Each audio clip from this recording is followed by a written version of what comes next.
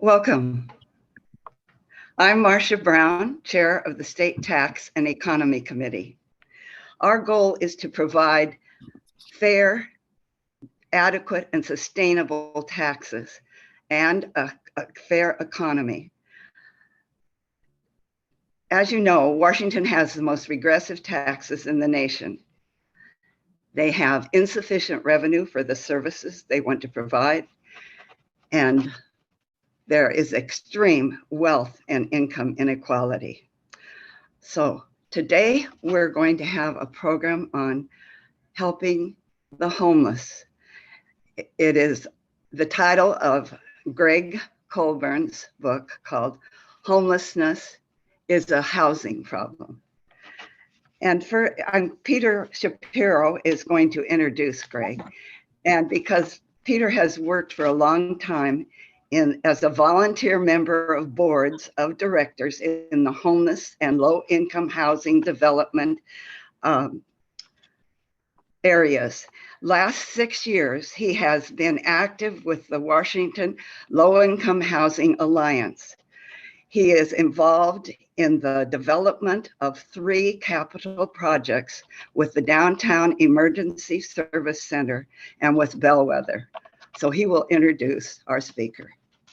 Oh, thank you, Marcia. Yes, I first saw Gregg in one of the many webinars that I go to in pursuit of knowledge about what the issues are and becoming a better advocate. And that's how I got to know Gregg's great work. Gregg Colburn is assistant professor of real estate in the University of Washington's College of Built Environments, where he teaches courses in housing, economics, and finance at both the undergraduate and graduate levels. His research focuses on housing policy, housing markets, housing affordability, and homelessness. Professor Colburn is co-author of the seminal book, which is the title of our program now, Homelessness is a Housing Problem. Now, that phrase, that statement seems intuitive. If there aren't enough houses, some people won't have houses. Result, they are unhoused. They are homeless. Nevertheless, a lot of the public discourse revolves around precipitating events that may cause people to become homeless rather than root causes. Precipitating events like mental illness, drug use, domestic violence, family disintegration, and the hackneyed catch-all lack of personal responsibility. So we wound up getting focused on these individual vulnerabilities rather than the root cause, lack of housing, and lack, in particular, of affordable housing. So the purpose of Gregg's book and the purpose of his presentation is to center housing in conversations around the topic of homelessness.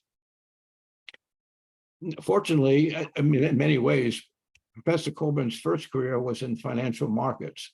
He was an investment banker and a private equity investor. He spent 17 years in private markets. So he brings an understanding and appreciation that private markets can't solve every problem. So Gregg's work brings together his experience in financial markets with his academic skills as a researcher and analyst. Now, Gregg has a lot to say, more than we have time for in a single session, so I will stop talking and turn it over to Gregg. Welcome again, Gregg. It's great to have you with us. Thank you, Peter, for the generous introduction. Thank you to all those who are listening, either in person today or tomorrow at Horizon House. I want to apologize for my backdrop here. I have been a busy person of late. This morning I taught on campus at the University of Washington, and tonight I have a speaking engagement in Portland, and I had hoped to be in my hotel in Portland by 3 p.m. so I could do this from the comfortable confines of my hotel room. Instead, I am sitting outside a Starbucks at Woodland, Washington, using their Wi-Fi so I can speak to you today. So I apologize for the odd setting, but it's just a reality of a busy schedule right now. So hopefully you can hear my voice fine and the slides come through okay. I'm going to share my slides here and walk you through a brief summary of the arguments that that my colleague Clayton Aldern and I make in the book that Peter referenced. I want to just give a brief background on the motivation for writing this book, which was I moved to the Seattle region in 2017. My family and I moved here after I got the position with the University of Washington. And quickly, given that I study housing and homelessness, got involved in a lot of community conversations on this topic. And I became concerned relatively early on that we weren't, as a community, really grasping the root cause of this crisis. There was a broad agreement that we had a crisis. There was not broad agreement on ultimately what was driving or causing that crisis. And as a result, our responses could be a bit scattershot. One cause today, one cause tomorrow, et cetera. And we keep attacking all these different potential causes while the problem continues to get worse. And I think for all of us who live in the region, we know that obviously the problem of homelessness has become far more significant. Even in the 5 years that I've lived here, it was a big problem in 2017. It's a larger problem today in November of 2022. And so the knowledge that we try to convey in the book has been known for some time in the academic literature. That message hasn't made it out into the general population. And so the purpose of our book was to really translate what's been known in the academic literature to a broader audience, which will hopefully help inform conversations around homelessness and allow for meaningful policy change. I know there are people trying to enter. I'm going to ignore that. I'm assuming someone else is going to take care of that. So here's the book. The University of California Press down in Berkeley was our publisher. They were a great partner for the book, and it meant a lot to us to have a West Coast publisher for this book, given the acute nature of the homelessness crisis on the West Coast. So when we start to talk about causes of homelessness, this is where things start to get a little complicated. And every jurisdiction in the country, at least prior to COVID, conducted a survey or a census of homelessness each year in January, and that's called the point-in-time count. And the purpose of that count is to create an estimate for the population of people experiencing homelessness in that jurisdiction for a given year. And in addition, and I've actually participated in some of these counts when I was getting my PhD back in Minneapolis, and so it's a night in January, and so in Minneapolis it was 1 a.m, and we were walking around in the freezing cold in the middle of the night in January looking for people and counting people, and then we'd go to shelter and count people there, and the sum total of that work produces this point-in-time estimate. It's an imperfect measure, there's no doubt about it, but it's the best that we have for the time being. But in addition to actually counting, we actually conduct surveys during that point in time count. And we ask people, why are you homeless? And people will then give us all these range of responses. I used drugs, I lost my job, I got divorced, I got in a fight with my roommate and got kicked out, et cetera, et cetera. And when I see these explanations, I always cringe a little bit because who am I to tell someone experiencing homelessness, Gregg from the University of Washington, that that's not the right answer? Clearly it is. And I would never diminish any of these explanations. But what's really important, and I think is to differentiate between the events that produce a bout of homelessness and the underlying root cause. I fundamentally believe that those are two different things. And so what we try to draw is an important distinction in the book, which is what are the root causes of homelessness and what are precipitating events that in the right or wrong set of circumstances that can produce a bout of homelessness. So I don't believe that divorce causes homelessness. If it did, we would have a lot more homelessness in the country, given the rate of divorce in the United States. But I do believe, and I fundamentally support the idea that divorce in the wrong set of circumstances could lead to homelessness. Okay, and so I would call that a precipitating event, not a root cause. Ultimately, the context in which these things happen is really, really important in understanding whether you're going to have a problem with homelessness or not. To bring this to light a little bit, I want to use an analogy of the game of musical chairs, which hopefully you remember playing or your kids or grandkids play. So imagine 10 friends, 10 chairs. There's a leader who starts some music and all these friends start walking inside a circle, inside the circle of the chairs. And the leader pulls one chair out, stops the music, and then everyone scrambles to find a chair. And by definition, someone loses because we had 10 people and 9 chairs. In this case, Mike was the loser, and Mike was on crutches after spraining an ankle, and he was unable to move quickly when the music stopped and he lost the game. And if we were there, if we were a journalist interviewing the contestants in this game, and we asked Mike, why do you think you lost the game? What would he say? He'd say, well, I had a bad ankle. And that's a plausible, reasonable explanation for why he lost the game. It's probably true. But if we really think critically about the cause of Mike's chairlessness, the real cause was the fact that we only had 9 chairs. And within the context of that game, meaning there was an insufficient number of chairs, Mike's vulnerability identified him as the person most likely to end up without a chair. And I believe this is really what's happening in cities like Seattle and other coastal cities around the country, which is when you have scarce housing or a deficit of housing or insufficient housing, it accentuates or identifies individual vulnerability. Someone's going to end up without a chair, or in this case, someone's going to end up without a house. And the people who are vulnerable, people who are addicted, who are poor, who are mentally ill, are the people who are most likely to experience homelessness. And so we frequently focus on ankle injuries, using the musical chairs analogy, when in fact we should be focused on the fact that we only had 9 chairs and 10 people. So we know from research, extensive academic research, that drug use, mental illness, and poverty increase the risk of homelessness at the individual level. There's no doubt that if I, Gregg Colburn, am mentally ill, if I'm addicted, if I'm experiencing poverty, I'm more likely to experience homelessness. No doubt about that. I would never suggest otherwise. But we also know that those conditions produce homelessness in some contexts, like Seattle, and not in other contexts, like Chicago. Why is that? So the fundamental question that we ask in the book is, why do rates of homelessness vary so widely throughout the United States? Why does Seattle, for example, have 4 to 5 times the per capita rate of homelessness of Chicago? Both are dynamic, exciting, great cities. I lived in Chicago for 10 years. I love Chicago. But very, very different experiences with homelessness. Why is that? That's an important question. And we believe, Clayton and I, my co-author and I believe that if we can answer that question, it will highlight for us the fundamental drivers of this crisis, which will hopefully help us focus our policy attention in the right direction. So a lot of people may say, well, if drug use, mental illness, and poverty cause homelessness at the individual level, maybe we have a problem with homelessness in Seattle because we have more of those people with those specific conditions. And that's a perfectly reasonable, logical explanation of regional variation in rates of homelessness. But it turns out it's not true. The data don't support that explanation. So we need to look for a better explanation for why Seattle has so much more homelessness than other cities. So this book is about cities, not about people. And it doesn't mean that people or person-focused research isn't important. It is very important. But in this book, we're trying to understand what is going on in Seattle, in San Francisco, and Los Angeles, and New York, and Boston, and Washington, D.C., places where homelessness is disproportionate relative to other places in the country. So understanding who is likely to become homeless is a real important question, and researchers will continue to focus on that, but it doesn't help us understand regional variation. So the thesis of our book is that tight housing markets accentuate vulnerabilities.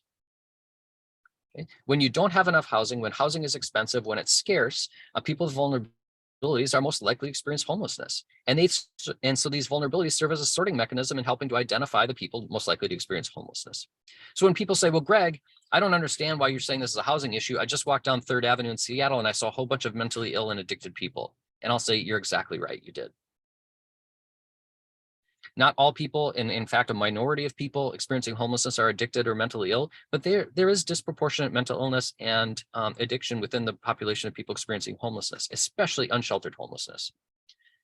But my point is that the underlying scarcity of housing is then allowing for this vulnerability to produce homelessness in Seattle and not elsewhere. West Virginia is the home of the opioid epidemic in the United States, right? Drugs have ravaged those communities. It is a terrible crisis and tragedy. But one of the consequences of that is not homelessness. If drugs really were the cause of homelessness at a community level, we should see massive amounts of homelessness in West Virginia and Kentucky and Arkansas and other places where opioid addiction has run rampant. But we don't. So what's important to understand here is that drug use in Seattle has a different consequence than drug use in Appalachia, for example. And that's really what the purpose of this book is to highlight. So just to orient you on different rates of homelessness, since ultimately what we're trying to answer in this book is that variation. I want to visually show you what that variation is. One nuance point here that's a little complicated, but some places count their homelessness at a city level, meaning within the borders of that particular city jurisdiction.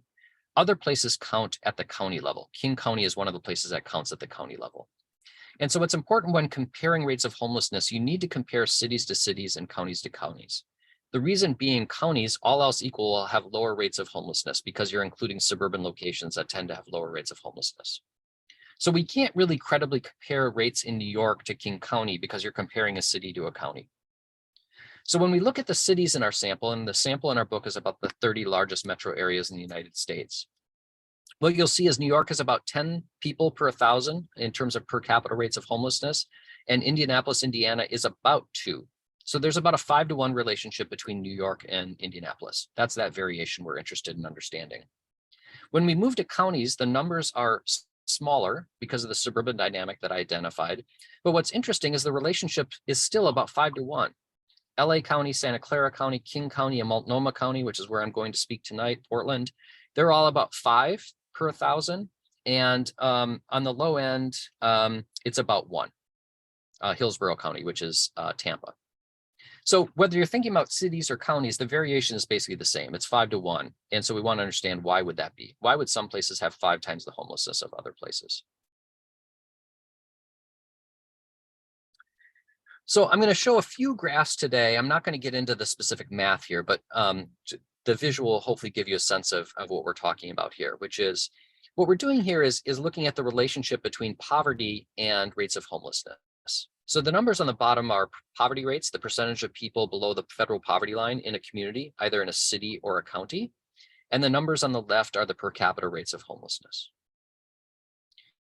So what this graph is showing, we know that poverty causes homelessness at the individual level. If you're poor, you're more likely to experience homelessness. But what's interesting is when you plot rates of poverty to rates of homelessness, you actually see the opposite relationship, meaning places with higher rates of poverty, so the lower right-hand corner of these slides, tend to have lower rates of homelessness than places with relatively less poverty. So to put some cities on this to help explain this, the city in the lower right-hand corner of this city slide is Detroit, Michigan, which is the most impoverished city in the United States by far. And they have relatively low rates of homelessness. This is a real head scratcher.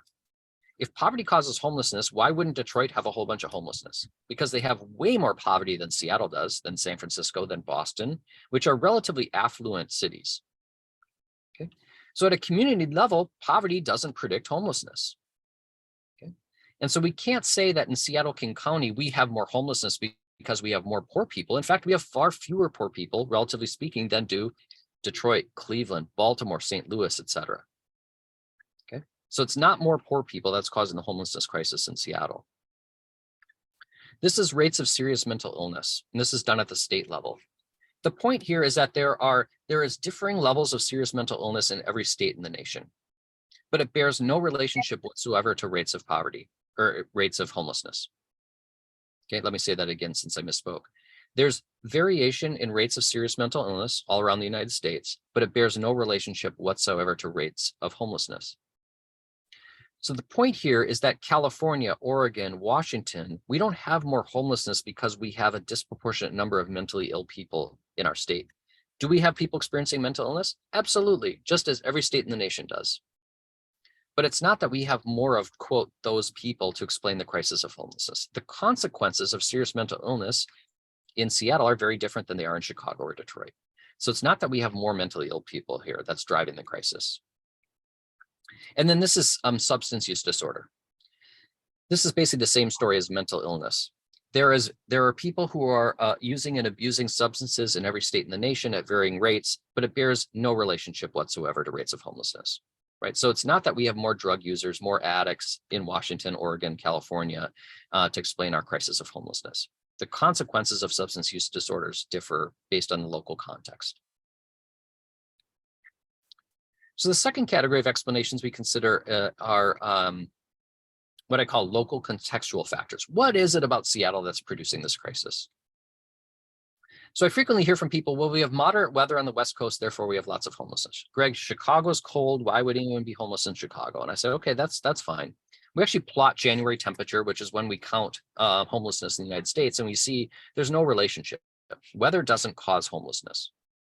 So we frequently think of Los Angeles when you think about mild weather and homelessness, and certainly that makes sense. I'm from Minneapolis originally. I understand why someone might want to be in LA in January rather than Minneapolis if you're experiencing homelessness. But there's actually no relationship. There are warm places that don't have lots of homelessness. Phoenix, Dallas, Miami, right? And so we always go to Los Angeles and think of this relationship, but we ignore the other relationships where it's also warm and they don't have homelessness. We also ignore the cities that are cold and have lots of homelessness, like Boston and New York, and Minneapolis has relatively high rates of homelessness. So weather is, it's a frequent scapegoat, but we can't blame Mother Nature for disproportionate rates of homelessness. Another frequent explanation that we get is that generous welfare benefits attract people to certain places. And so because of the generous benefits that we offer in Washington and in Seattle, people will congregate here, and therefore we have disproportionate homelessness. And if we didn't have such generous benefits, we wouldn't have this problem. Well, this is based on the primary federal welfare program called TANF, Temporary Assistance for Needy Families. And each state determines its own generosity. And so what we do here is we look at state by state, the generosity of that welfare benefit divided by the cost of housing, cost of living, median 2-bedroom rent, to get a sense of the relative generosity of welfare benefits. And what we see is that there's zero relationship between welfare generosity and homelessness, meaning we don't see people congregating in those states where benefits are really, really generous, right? We don't see a magnet effect that's causing homelessness in some places and not others. Another way to look at this is low-income migration rate.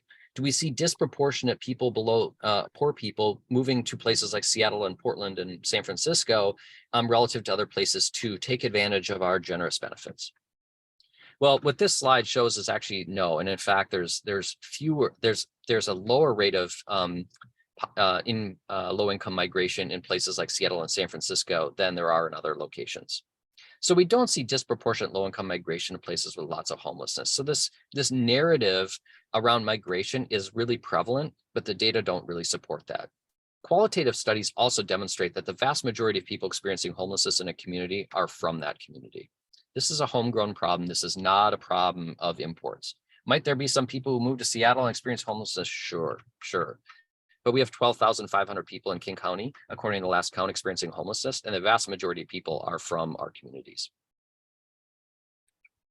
The last explanation that I frequently hear is that there's a political explanation, meaning left-leaning policies are to blame for this because it allows for homelessness. There's no strict enforcement. We have generous benefits, et cetera, et cetera, et cetera.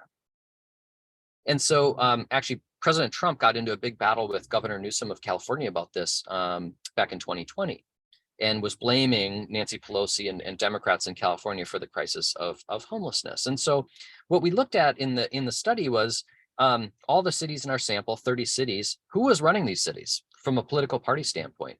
And I kind of knew this going in, but I didn't realize it was this stark. Generally speaking, Democrats run cities in the United States. In 85% of the years in our sample, which went from 2007 to 2019, Democrats were in charge. Republicans were in charge for about 8% of the time. That was in San Diego and Miami. They were the two cities that had Republican mayors.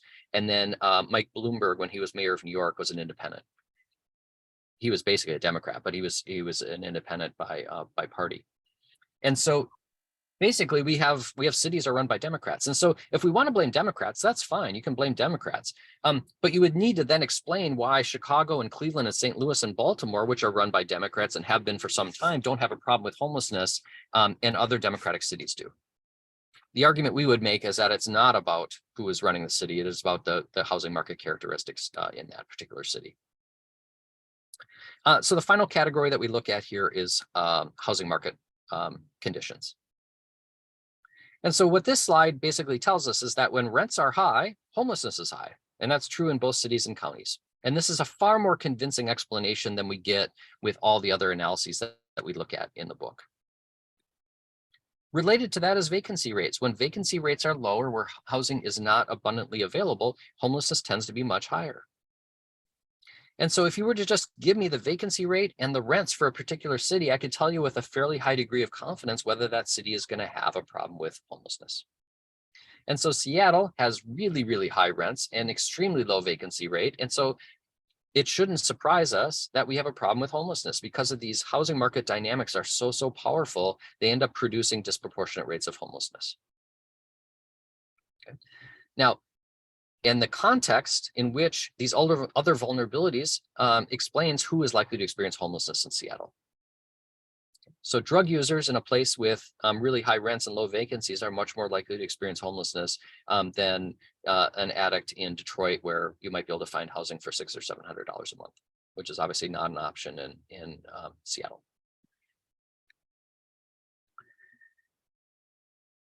So I don't want to get into the weeds too much here, but I do want to just provide a little context on housing markets. And so what is it that produces places with really high rents and low vacancies? Why does Seattle look like that?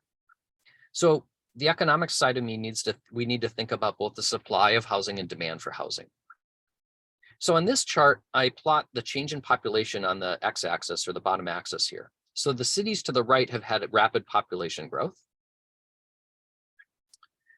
So San Antonio, Dallas, Boston, San Francisco, Seattle, for example. And on the y-axis here, we have housing supply elasticity. And think about this as a measure of housing supply. The higher the number would mean that they build more housing. The lower the number means they build less housing when prices go up and population comes up. And so we would call Seattle, because its number is below 1, an inelastic housing supply market, meaning as people move here, as prices go up, we don't build as much housing as we should. So we end up creating scarce housing. The numbers in parentheses are vacancy rates, rental market vacancy rates. So I want to draw your attention to the bubble in the lower right-hand quadrant here. These are the cities that are basically the perfect storm for a housing crisis, which is rapid population growth and inelastic housing supply, meaning you have a bunch of people move to a city, a community, and you don't build enough housing. What happens? Prices go way up and you have very low vacancy rates. Okay. The demographics of Seattle have said we're going to have a housing crisis because we've had so many people move here and we haven't built enough housing. The upper right-hand quadrant is really interesting to me because it's places that have grown just as fast as Seattle, San Francisco, and Boston, mainly in the Sun Belt, but they've built a whole bunch of housing. Their housing supply elasticity is really, really high. So Charlotte, North Carolina has grown just as fast as King County, but they have been able to build enough housing to maintain more moderate rents and vacancy rates that are much, much higher than what you see in Seattle. And they have not experienced, at least to date, the same housing crisis. So ultimately, we need to look at not only the rate of growth, right? Amazon being a prime driver of that growth in our region, but it's not just Amazon and Microsoft and people hiring all these folks. It's also the fact that we haven't built sufficient housing to accommodate the growing population in our community. And so ultimately what we need to do is our response to homelessness for some time has been basically to respond to it, meaning we have operating investments, we build a crisis response system, we build shelter, we provide services. And these are all really important investments. They're life-saving investments. But we need to understand that those investments are not, they don't end homelessness, right? They respond to it, they treat it. If we really want to intervene and disrupt the cycle of homelessness and the flow of people into the homeless system, we need to prioritize capital investments to construct housing. We need a lot more housing. And in particular, we need housing that's affordable for people with lower incomes. Without that, we will then continue to just have to make greater and greater and larger operating investments to continue to respond to the growing crisis of homelessness, which is terribly expensive, terribly expensive. And in addition to capital investments to construct housing, we also need to think about where housing is difficult to construct, as it is in the Puget Sound region. We need to think about our land use policy. We need to think about the regulatory environment in which housing is constructed to make sure that it's easier to construct. Ultimately, our housing crisis means that we need private developers to build a whole lot more market rate housing, and then we need greater resources to allow for the public sector to either subsidize the development of affordable housing or to provide more subsidy to low-income households such that they can access housing. But the current model that we have and the current investments that we have are not sufficient to meet the scale of this crisis. And as a result, I fear that this housing crisis and homelessness crisis will persist and in fact could even increase. So to sum up here, and then I'll turn it back to you for some questions. I believe that if we continue to focus our energy and time and resources on classifying homelessness as an individual problem, it will undermine our efforts to prevent it. This is a structural problem. We argue that this is a structural problem and in essence related to the housing market, and structural problems require structural responses. And a structural response in this case would be a big investment in affordable housing.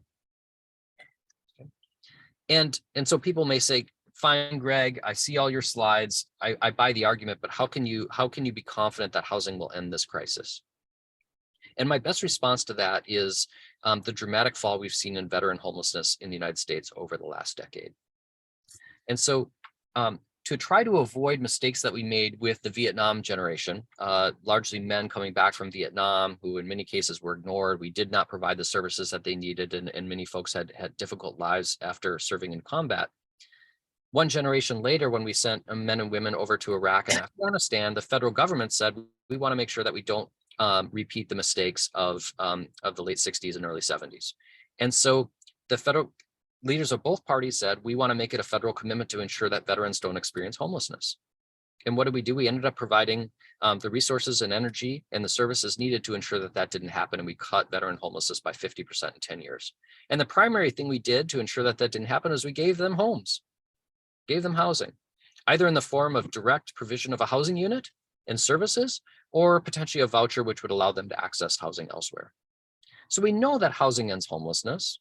The veteran example is the prime example of that. The question is whether we will expand that logic or extend that logic to a broader population of people who didn't serve in the armed forces.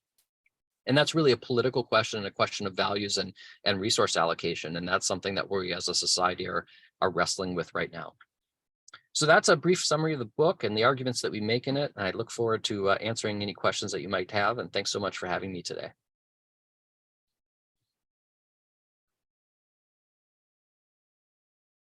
Thank you, Greg. My pleasure. Thank you, Greg. I understand it better every time I hear you. That's great. It is really good. So I'll serve as moderator on the questions and suggest that you use the raise hand device on your computer. Let me change the gallery view so I can see all of you, or just raise your hand physically. Those of you who are still without a picture on, if you are asking a question, you can turn the picture back on as a courtesy to Greg. It might help the communication. So who wants to go first? Thank you very much. And I like Peter, appreciate hearing it more than once because it's just very, very good. What I would just like to know what your feeling is with your conclusion that it's a political problem. How do we go about changing people's minds? Are you doing it single-handedly by giving your talks? Or do you see any changes that are actually happening as a result of your presentations? Or where can we hope for some movement in this direction? Well, I would say I've seen a big change in my 5 years, and I'm playing a small role in that in as I evangelize this story. I hope I am anyway. But I think that the silver lining of a crisis is that, generally speaking, in the United States, we don't act politically until we have a crisis. When you think about all the major pieces of legislation in the United States, most of them come to pass during a depression, a recession, a pandemic, or a war. That's when we make policy. So you think about our primary, Social Security, the bedrock program came into being during the Great Depression, right? And Medicare and Medicaid came to pass during the social unrest of the 1960s, and so and we had a lot of money that flowed out to homelessness through the COVID-19 relief packages. So crisis does create an opportunity. We also know that at a local level, when public frustration reaches a certain level, policymakers start to act. And so I think we've seen a major move in terms of what's happening in Olympia and in King County and in Seattle in the last 5 years because people are fed up and frustrated. And so that's an opportunity. And so when we overlay a message like what we have in the book, and we're not the only ones saying this, with public frustration around the issue, it creates an opportunity for policy change. And when you think about King County buying hotels for people experiencing homelessness, that wasn't going to happen 5 years ago. We did. And that is it's a major step forward. And so a lot of things are happening. The problem is the scale of the problem is a lot bigger than the solutions. And so we have to be thinking many multiples of the dollars that we're talking about. So Seattle is going to fund a new house or propose a new housing levy. I'm on the task force. We are actually meeting on Friday to help guide the city on that. And they're proposing $700 to $800 million, which is great. And I said, we need $7 billion. That's what we really need. And so steps are happening. We're doing a better job than we did before. So there is room for optimism there. But I still worry that the scale isn't there. So what can we all do? Getting back to that question, I think hosting events like this, I use my social circles to spread the word whenever I can. Speaking to your legislators really, really matters, and who you vote for really matters. And I think the other thing is that we need to remember the federal government in this. The federal government getting involved in this would have a major, major impact because they're the deepest pocket and they can fund a heck of a lot more housing than Olympia or King County or Seattle can. And so I share your concern. I share the frustration, and it's an uphill battle, and we just all keep fighting the fight, I guess would be my response. Professor, may I follow up on one portion of that topic that you were just talking about? Okay, so you need political will, but you also need capacity.